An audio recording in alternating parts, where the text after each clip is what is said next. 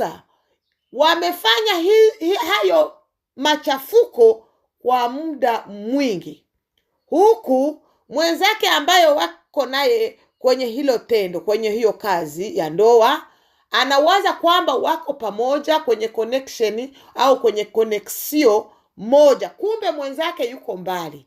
Anamuonyesha kama wako pamoja kwa uso, lakini ndani ya roho na kwa mawazo yake yuko na mwingine. Bwana tusaidie sana tuelewe.